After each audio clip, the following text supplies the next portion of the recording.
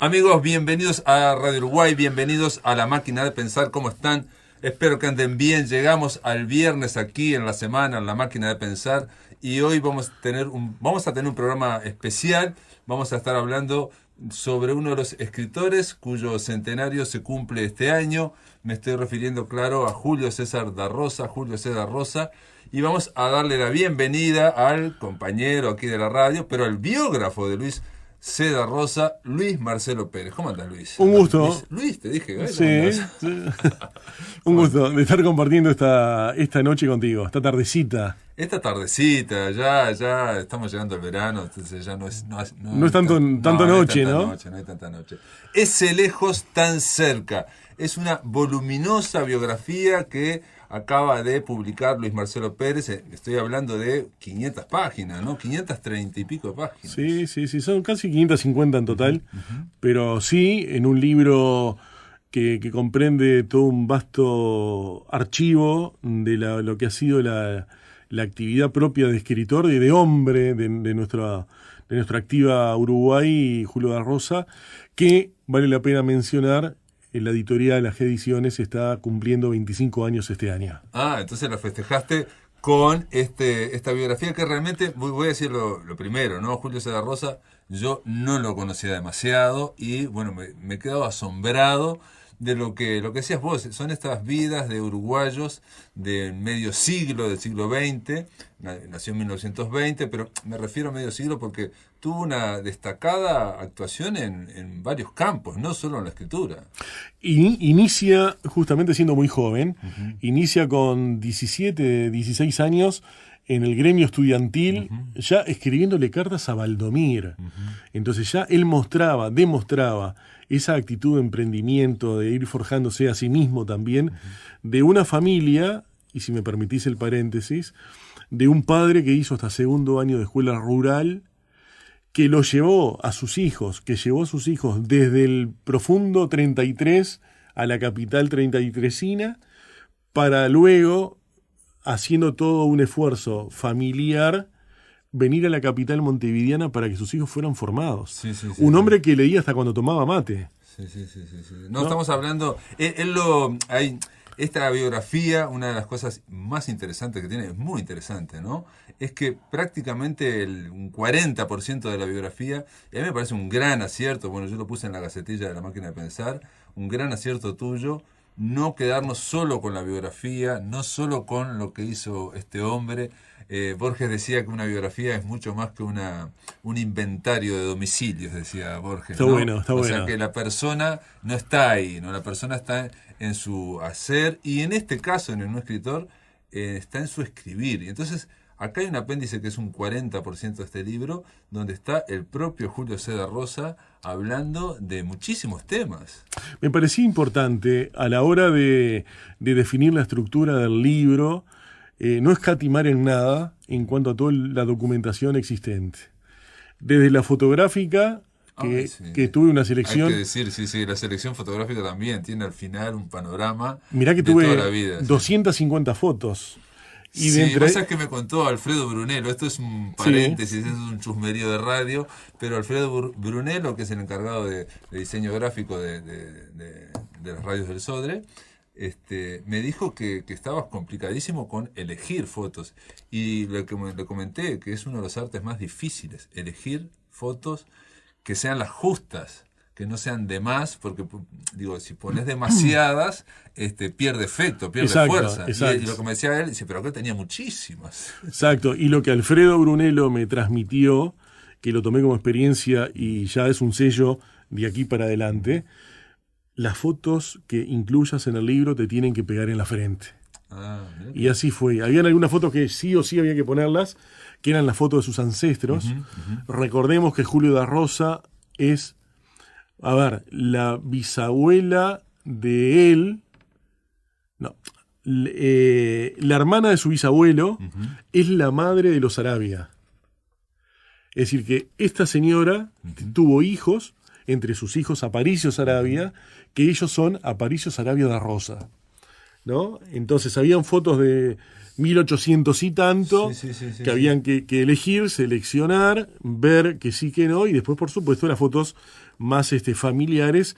Y por el otro lado de las fotos familiares también, mi propuesta, al igual que como hice la vez anterior con Andrés Castillo, que dicho sea de paso, se están cumpliendo también 100 años de su nacimiento, igual que la poeta Nelly de Perino, también los 100 años de ella en este 2020, traté justamente de bajarlos del pedestal.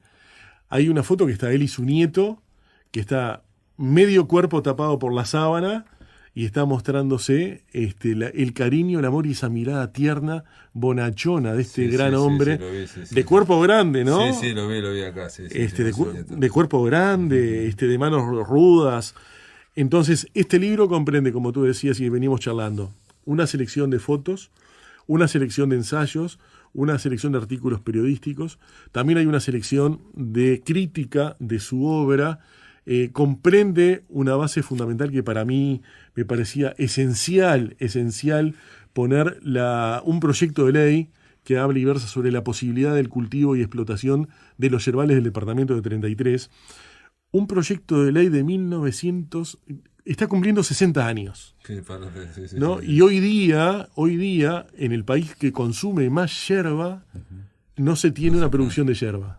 No se planta.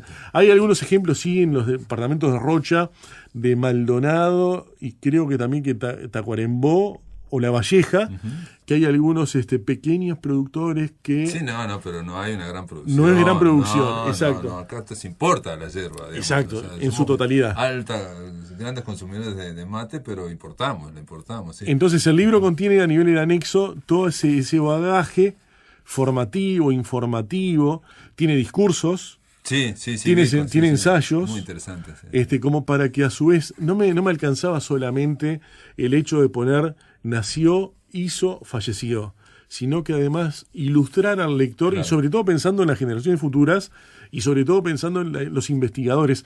Ojo, permitime hacer un paréntesis, no es un ensayo, no es un libro académico, es una biografía con una solidez de investigación, si se quiere, si se me permite, de mucha lectura y mucha también, que nace de una entrevista que le hice a Julio da Rosa. Sí, también, que figura aquí también la entrevista. Exacto.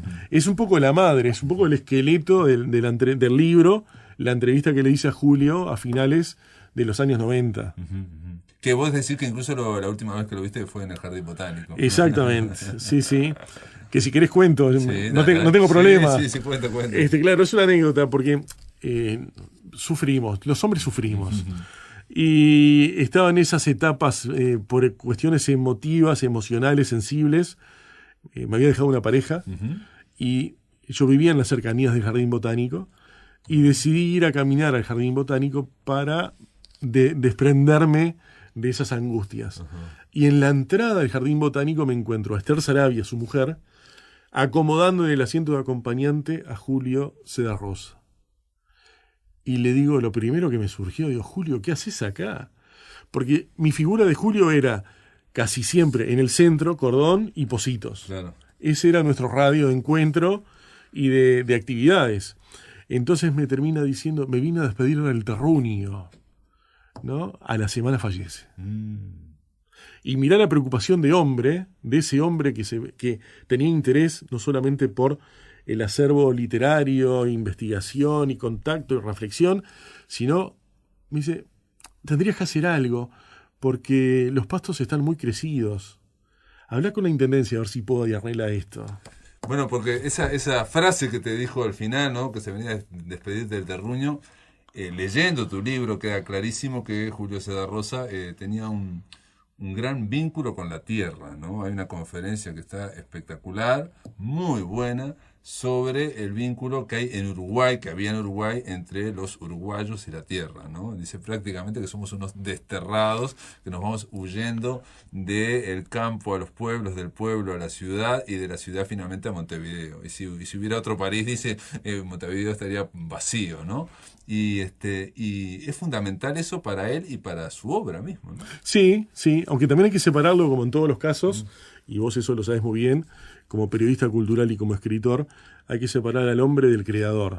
Y sí, pero esencialmente él era eso, era un hombre de campo que hasta sus últimos días, mirá lo que me dijo, me vengo a despedir del terruño, claro, digo, sí. pero también el ejemplo que cuando él decía, él vivía cercano, enfrente al zoológico de Villa Dolores, al ex zoológico Villa Dolores, que veremos esa lanza, él decía, vivo enfrente a la casa del oso, ¿no?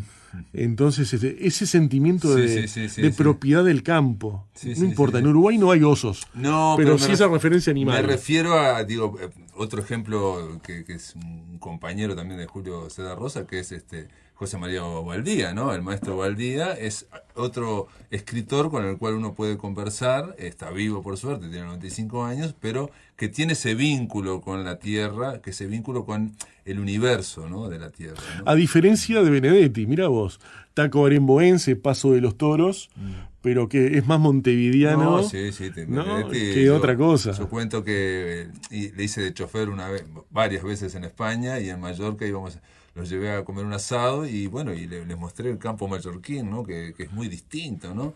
Y me dijo, yo odio el campo. Cualquier campo. Directamente. Sí, me dice, me deprime, me dijo. Mirá. Sí. Un poco, aquí Julio César Rosa habla de La Tierra nos llama, en esa conferencia extraordinaria que realmente, dice cosas espectaculares, ¿no? Espectaculares. Por ejemplo, si me dejas leer una, claro. Dice... Se podría afirmar que un 50% de Montevideo actual, y está hablando de los años 60, ¿no? Se podría afirmar que un 50% del Montevideo actual es obra de ese encandilamiento del resto del país. O sea que Montevideo encandilando a todo el país, ¿no? Y todo el país viniendo encandilado para después, dice él, sentir que nos ahoga Montevideo y que extrañamos, ¿no? La nostalgia, ¿no? Esa cosa que uno es difícil de tener conciencia, ¿no? Pero es cierto, digamos, muchísima gente que está aquí que extraña el terruño, ¿no? Sí, la morriña, como decimos los gallegos. Sí.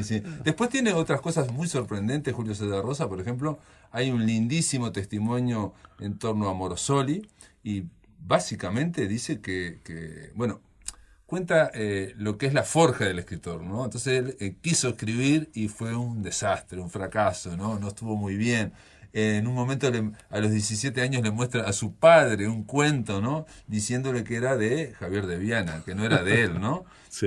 Y el padre lo lee y dice, sí, es de Viana, dice, debe ser lo peor que escribió en toda su corta vida, ¿no?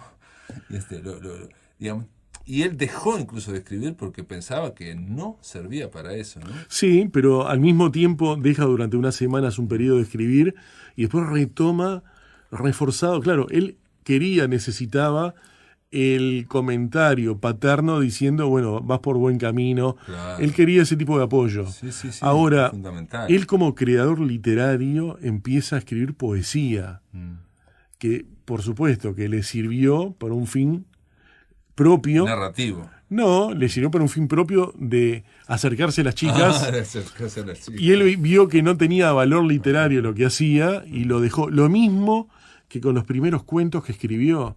Los primeros cuentos que escribió, vio que tenía un sesgo muy partidario y los sacó, los anuló, que ni siquiera fueron publicados en antologías. De su obra. Exacto, no existen. Se expurgó su obra. Él dice que el clivaje, el eje, cuando ahí él se le abrió un universo, fue cuando leyó Los albañiles de los Tapes, ¿no? De Morosoli, ¿no? Y ahí, impulsado, le envió a Morosoli un par de cuentos y dice, pocos días después recibí la contestación de Juan José Morosoli, dice, ¿no? Para decir lo que fue para mí esa carta, no me alcanzaría un libro. Solo voy a decir que gracias a ella, gracias al sentimiento fraternalista, en el más bueno, centrado, hondo y trascendente sentido de la palabra que las desbordaba por primera vez en mi vida, yo me sentí absuelto de toda culpa por mis insistentes atentados de lesa literatura y me prometí seguir incurriendo en ellos. O sea, es eso que decís vos, cuando hay alguien que con generosidad te abre una puerta y te impulsa, ¿no? Fue lo que yo sentí de parte de él. Yo siempre digo que yo, de la misma forma que él, frente a Morosoli, él abrió sus brazos de amistad, de cercanía, él con sus casi cercanos 80 años y yo con mi edad de veintitantos. ¿Y le mostraste algo? Más o menos, sí. ¿Le mostraste poesía? Poesía, los libros de poesía. Sí, leíamos mucho, compartíamos mucho. Pero entonces tuviste una relación bastante cercana. Sí, claro. Sí, no, es una de mis columnas más importantes. Así de la misma forma que tomo como ejemplo la disciplina de Ricardo Prieto, a la hora de cepillar una obra, de ver qué queda y qué no queda, así como tomo ese concepto de humildad, de pie sobre la tierra de Mario Benedetti, que también me lo transmitió, también tomo en el caso de este creador, de Julio da Rosa, el emprendimiento, la fuerza, la perseverancia a la hora de desarrollar esta carrera literaria. Muy bien, vamos a hacer una pausa, amigos. Estamos conversando en La Máquina de Pensar con Luis Marcelo Pérez sobre Ese lejos tan cerca, que es la biografía de Julio da Rosa en su viva aldea. Amigos, continuamos en La Máquina de Pensar. Estamos conversando con Luis Marcelo Pérez. La idea es conversar sobre la biografía que escribió Ese lejos tan cerca, la biografía de Julio C. da Rosa. Obviamente estamos hablando de uno de los escritores que este año cumplen 100 años. Hay muchos escritores que cumplen 100 años, pero bueno, en Uruguay se eligió a Mario Benedetti, Diego Vilariño y Julio C. da Rosa para homenajearlos, celebrarlos, festejarlos. De todas formas, hay muchísimos escritores que en 1920 se ve que nacieron. Estuvimos conversando hicimos 2 mesas redondas, una sobre Clarice Lispector e Idea, Vilariño, y ahora sobre Ray Bradbury y Benedetti, por ejemplo. Todos esos son de el 1920. También él, en uno de los artículos que vos incluís muy generosamente y muy acertadamente en esta biografía, escritos por el propio Julio C. da Rosa, me encontré con una perla. Bueno, ahí son muchas las perlas, ¿no? Pero en un momento él habla de la música, ¿no? Y que estaba fascinado con Canaro y con Gardel hasta que descubre al dios Beethoven, ¿no? Pero una vez hablando con nada menos que con Paco Spínola, le dice: Paco, vengo descubriendo la magia de Beethoven, ¿sabe? Pero le soy franco, dice Julio C. da Rosa, la magia de Gardel me resulta cada vez mayor. Y Paco dice, me semblanteó, envolvió parsimoniosamente su emblemático cigarrillo de amareliño y me hizo saber: está bien, los dos son muy buenos hombres y genios fenomenales. Ahora, te digo, a mí me gusta más Stravinsky y Amalia de la Vega. Sí.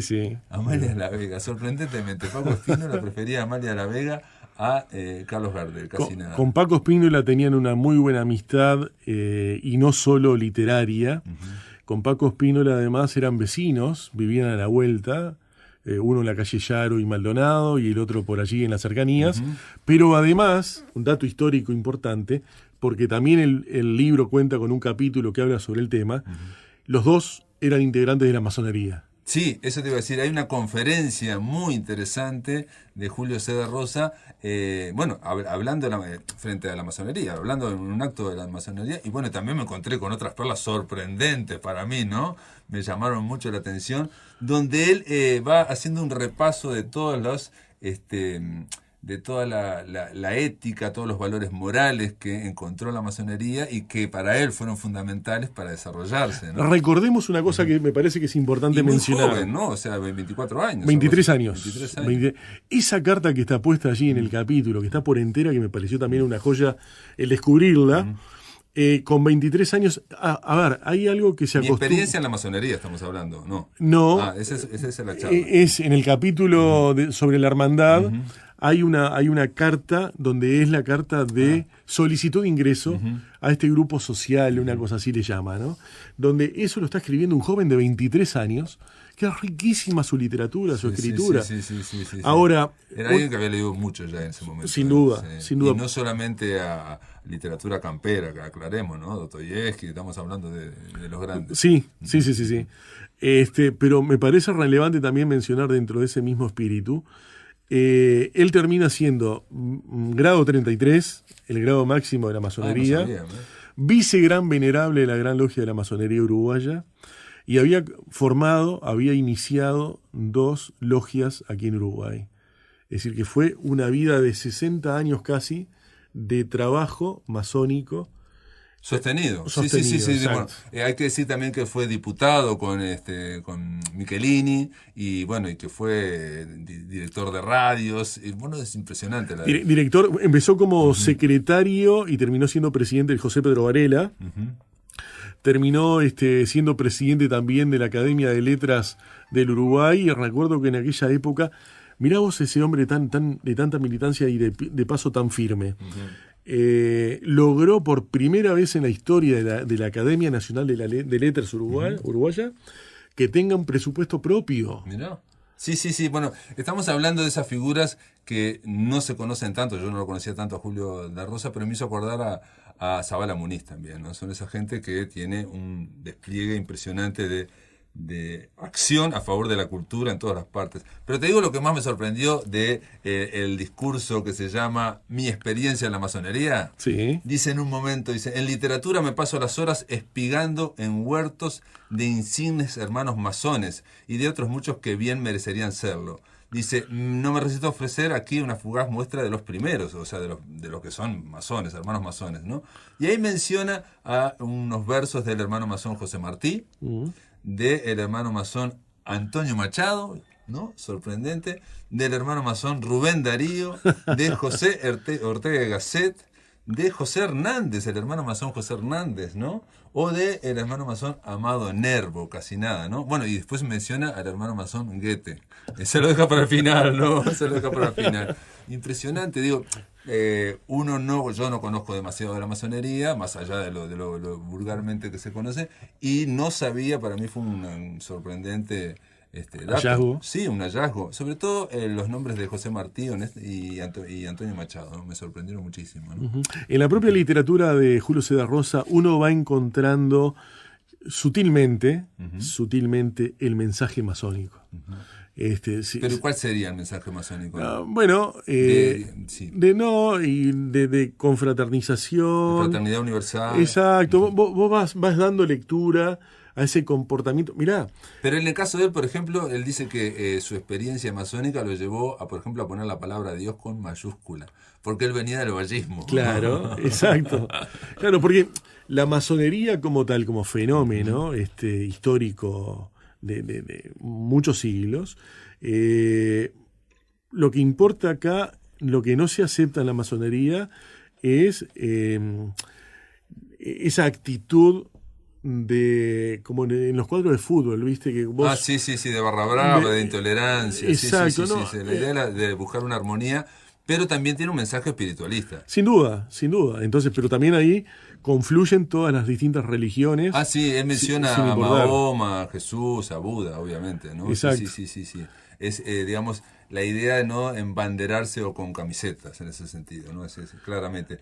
Pero bueno, trae muchas cosas este libro. Por ejemplo, otra que me llamó la atención fue la dedicada a Rubén Lena también, ¿no? Rubén Lena, el maestro Rubén Lena, que es impresionante y es muy, muy lindo texto. Hay foto también con él, con Rubén Lena, para contarles a tus oyentes de que aparte del texto también pueden encontrar eso.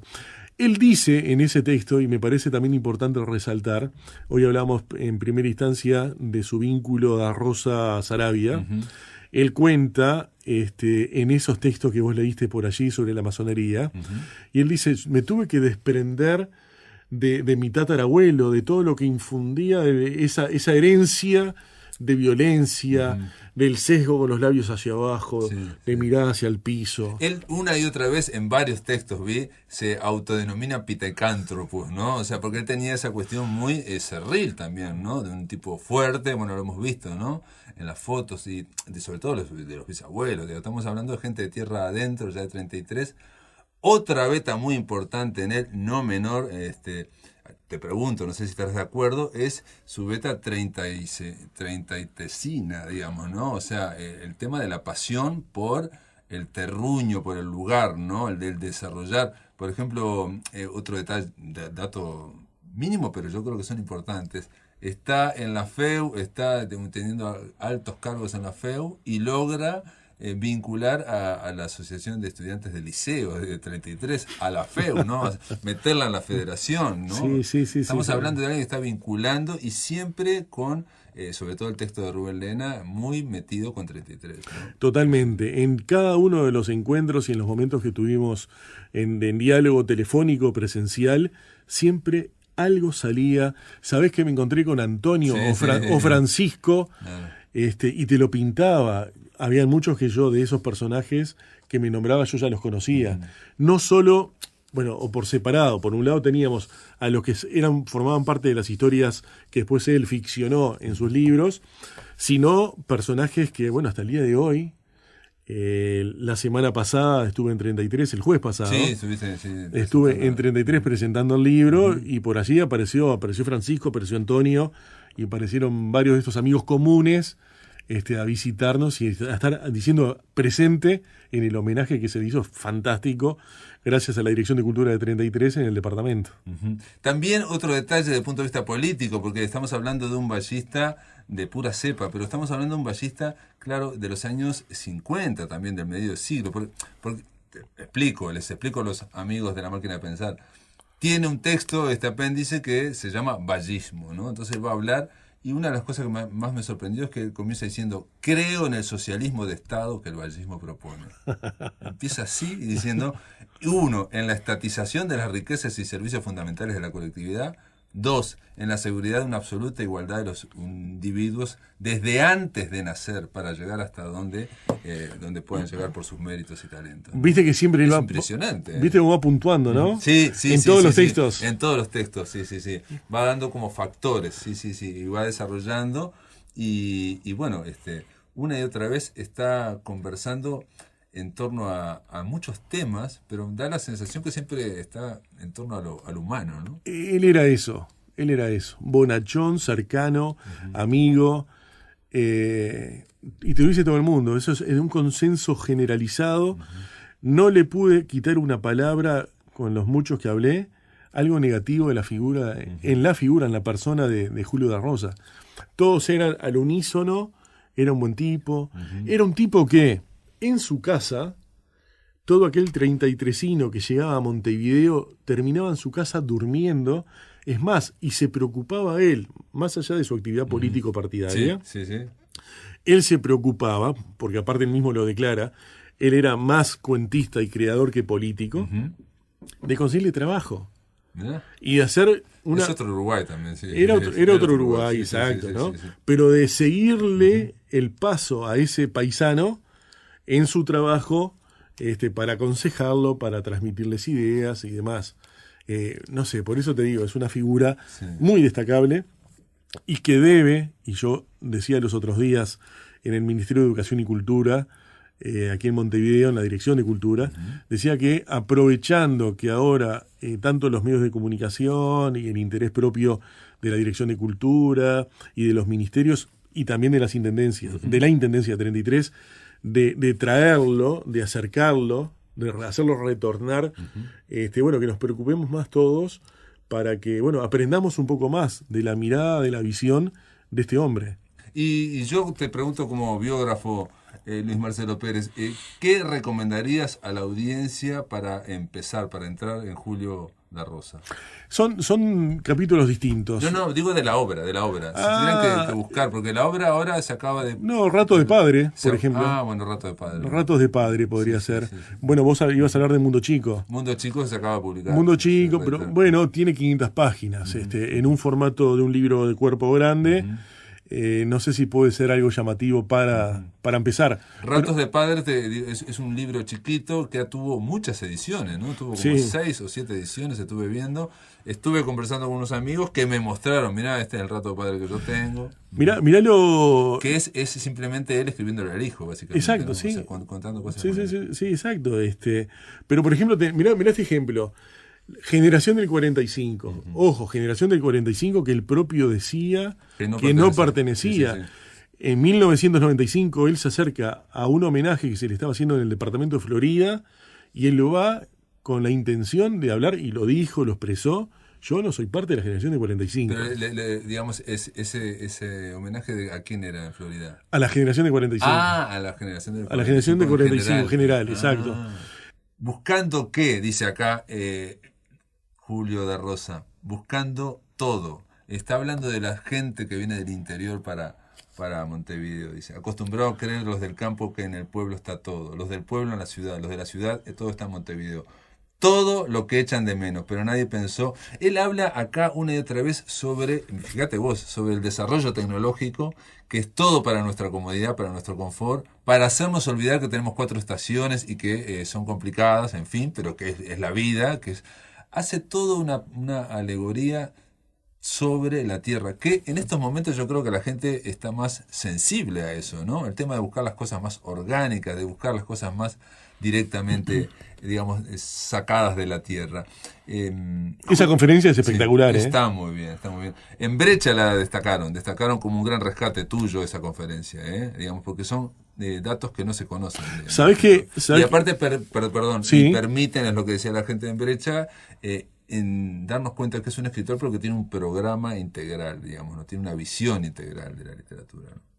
Sí, no, te quería contar de que lo mismo que te decía al comienzo, dudé mucho en qué poner, qué no poner, porque es un caudal, es una gran canilla que al abrirlo es un océano.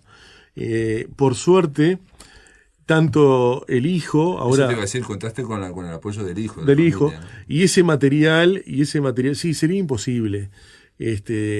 Previamente tuve otras propuestas para escribir también, y me han dicho, no, mira, la verdad que no tenemos intención de que se publique algo sobre papá, sobre otro personaje, y eso quedó en veremos, que la entrevista, porque todos estos libros surgen a raíz de la entrevista madre. En el mural, ¿no? En el mural o en mis cercanías perfecto. Claro, con ellos, en los encuentros, que bueno, ¿qué te parece si luego de todo esto que venimos hablando durante tanto tiempo, vengo con una grabadora y me lo transmitís? Claro. ¿No?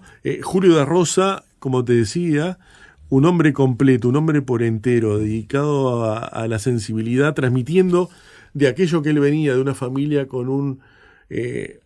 mirá vos, con todo eso de la violencia, la exaltación del hijo que se tiene que despedir de su madre y que se tiene que exiliar porque lo estaban buscando y que se corta un dedo y se lo da a la madre y la madre muere con ese dedo en un frasco porque era el único recuerdo vivo que tenía de su hijo, ¿no? Él, que viene de ese entorno, que viene del entorno de que un primo se quería divorciar de su mujer porque se había enamorado de otra persona, que termina mandando a la estancia a esta mujer porque la iban a matar, a degollar.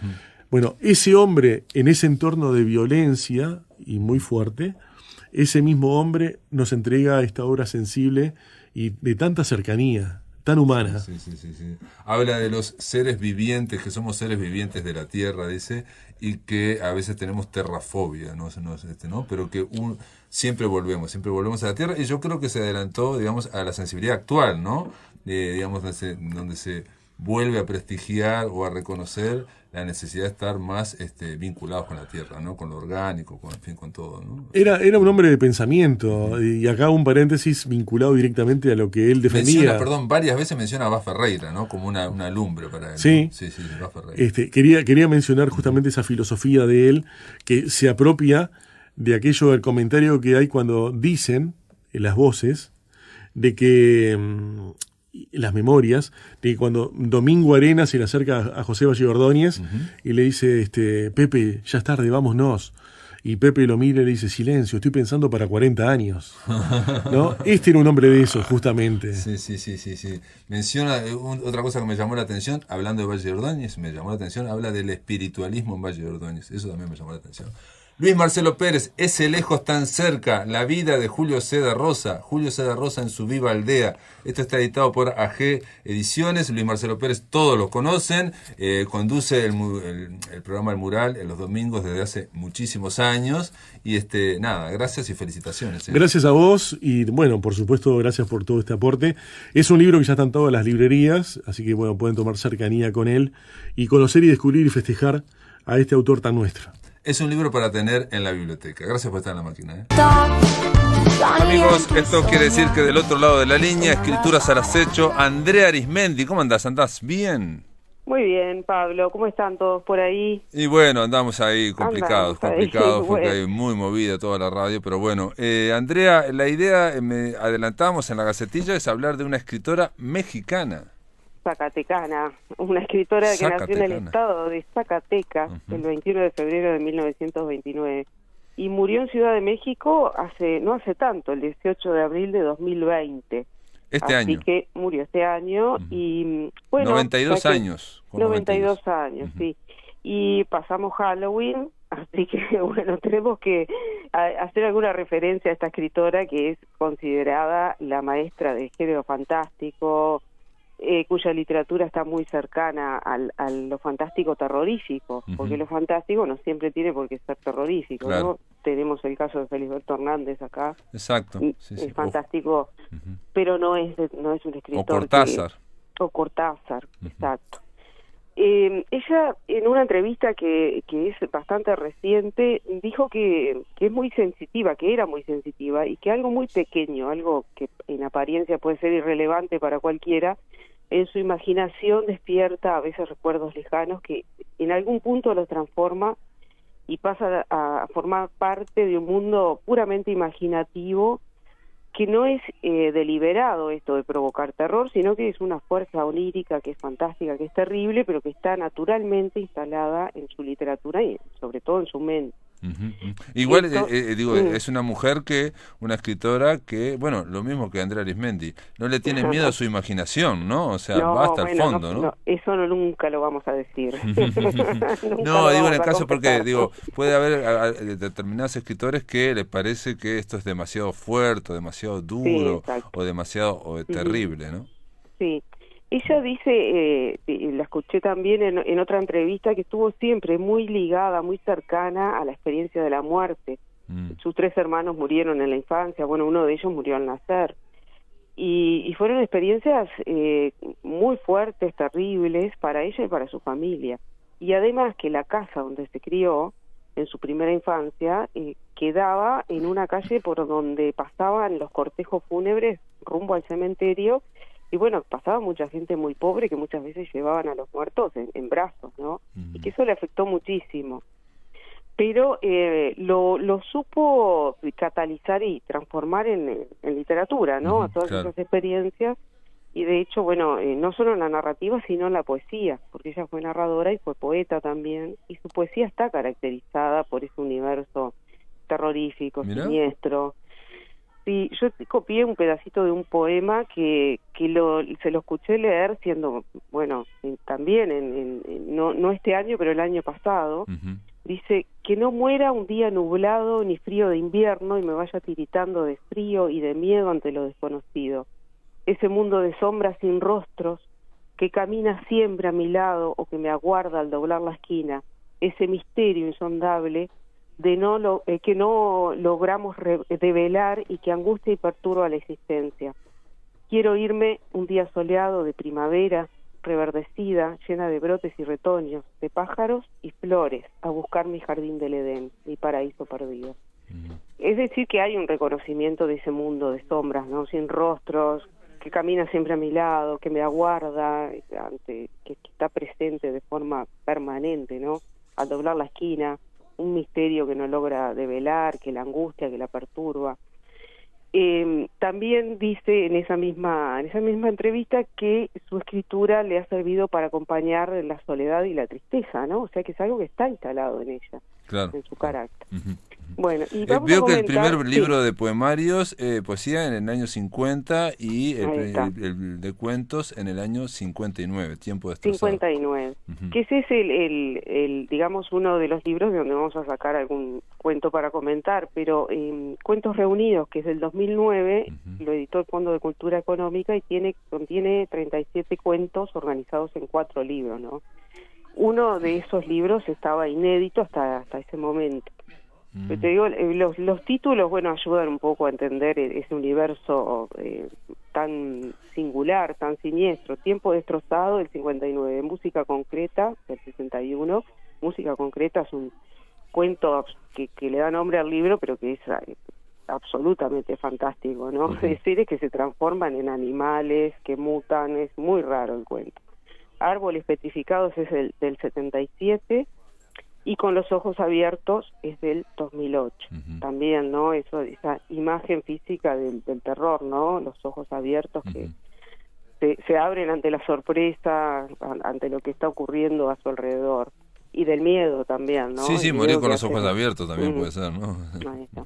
Bueno, un crítico, Rafael Lemus, dice que este último libro no es muy bueno y le criticó duramente las narraciones porque dice que no ocurre nada, que parece que no ocurre nada. Y creo que en realidad lo que yo leí me da la impresión de que puede ser que sean inconducentes por momentos, pero creo que también hay un cambio en la narrativa, ¿no? Porque fíjate que pasaron muchos años. Desde el 77 al 2008 son años donde pudo haber Pero el hecho de que en un cuento no ocurra nada físico o algo no quiere decir que sea malo tampoco, ¿no? O sea, no, y me parece que está ahí, ¿no? Que hay que en todo caso siempre hay una especie de situación que puede llegar a ocurrir, pero que transcurre solo en la mente del personaje, ¿no? Que va asumiendo la realidad, aunque le tiene miedo. Una amenaza indescifrable. Es una amenaza indescifrable. Bueno, claro. Si se logra eso es literatura, ¿no? Sí, claro. O sea, que no pase nada, pero que haya una amenaza indescifrable, eso es literatura. Exacto. Y bueno, yo había seleccionado 2 cuentos que vos los conocés también, El huésped y el otro es Moisés y Gaspar. El primero de ellos, bueno, trata un tópico literario, casi tópico, digo, que a mí me encanta, que es la de la llegada de un extraño a una casa, ¿no? Sí, pero es una especie de mascota que trae el esposo, ¿no? Claro, una especie de mascota o de perro extraño o de, digamos, medio monstruoso que el esposo lo que dice es no hace nada, pero es terrible. Claro, exacto. Y además son...